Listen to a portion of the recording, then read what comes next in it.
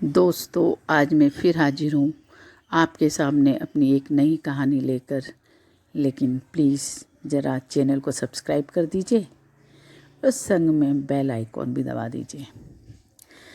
तो चलिए सुनते हैं एक नई कहानी। ये कहानी एक प्रताड़ित बहू की है।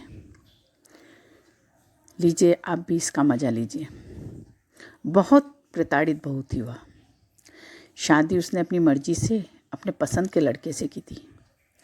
हालांकि वह यह भी जानती थी कि जिससे वह शादी करने जा रही है वो बेरोजगार है, घर से भी मामूली है, मतलब आय के साधन नहीं है, बस खाना पीना जैसे तैसे चलता है। लेकिन इसके बावजूद चूँकि उसने प्यार किया था अतः शादी भी की। देखिए कितनी प्रताड़ना सहन की उसने। फिर जैसे ही शादी होकर आई उसने ऐलान कर दिया वह इन बुढ़े बुढ़ियों की सेवा कर अपना जीवन बर्बाद नहीं करेगी।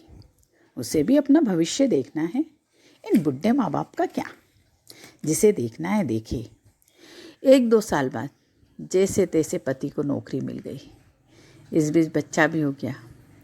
अब इस बच्चे का खर्चा भी ससुराल वाले बहू बेटे उठाएं, जो माँ बाप को भी अपने साथ रखे हुए हैं, क्योंकि वह भी बहू है इस घर की, उसका भी हक बनता है उस भाई से कमाई का हिस्सा लेने का जो कि माँ बाप को देख रहा है। क्योंकि सास ससुर के पास तो कुछ भी नहीं है। जैसे तैसे एक मकान खरीद लिया था और उसी के दम पर हर बेटे की शादी की थी। प्रताड़ित बहू भी इसी मकान के मोहमाया में फंसकर चली आई थी। अन्य बहुओं को इस मकान के बल पर अरबों की संपत्ति बताई गई, लेकिन चूंकि प्रताड़ित बहू ने अपनी पसंद से शादी की थी अतः उसे सब कुछ मालूम होते हुए भी शादी करना जरूरी थी। क्योंकि यदि वह शादी नहीं करेगी तो प्रताड़ित कैसे हो पाती।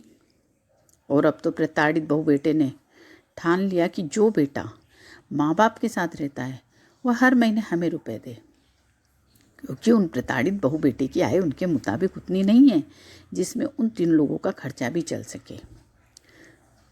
हालांकि जो बेटा माँ बाप की देखभाल और सेवा अपनी बीवी से करा रहा था उसकी स्वयं की कमाई भी कुछ नहीं थी। बड़ी मुश्किल से वह खा कमा रहा था। पर कहते हैं ना कि जो करता है वही मरता है। अतः ससुर जी भी उस बेटे की कमाई जो कि उन्हें पूरे महीने का खर्च चलाने के लिए दी जाती थी, उसका एक हिस्सा उस प्रताड़ित बहू बेटों को या तो स्वयं जाकर देते या फिर चेक के द्वारा भेजने लगे। भले ही इस घर का खर्चा चलाने के लिए दूसरी बहू को अपने मायके का मुंह ताकना पड़ते। काफ़ी साल तक ये सिलसिला यूं ही चलता रहा। लेकिन जब माँ बाप के साथ रहने वाले बेटे पर पिताजी ने कर्ज लादना भी शुरू कर दिया तब तो मुश्किलें बढ़ने लगी। घर खर्च बढ़ने के साथ साथ आय बढ़ नहीं पाई। तब प्रताड़ित बहू बेटों को मना करना पड़ा।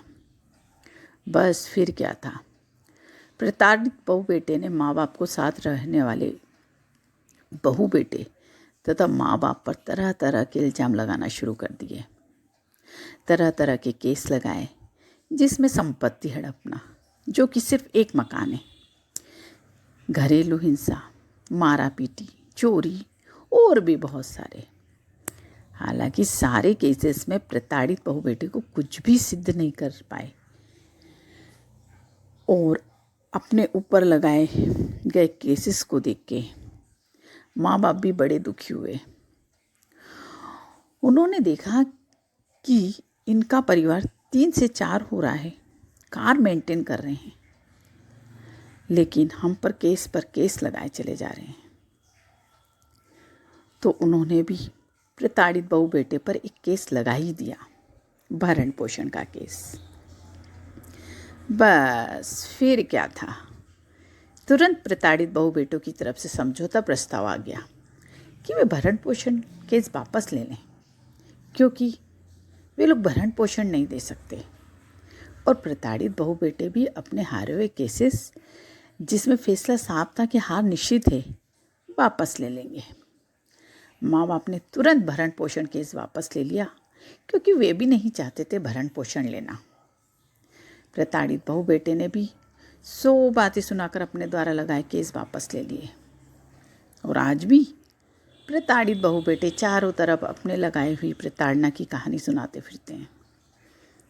वो माँ बाप को साथ रखने वाले बहू बेटे बिना किसी प्रताड़ना के माँ बाप के साथ रह रहे हैं और उनके सारे खर्चे भी उठा रहे हैं, देखभाल भी कर रहे हैं और प्रताड़ित बहू बेटों की मनगढ़ंत इल्ज़ाम को भी सहन कर रहे हैं। आखिर क्यों ना करें इल्ज़ाम सहन? क्योंकि माँ बाप को छोड़कर जा नहीं सकते, उनकी आय के कोई साधन नहीं है, कोई अन्य बेटा उन्हें रखना नहीं चाहता है और फिर सब ये इंतज़ार में लगे हैं कि कब ये मकान बिके और उनका हिस्सा मिले।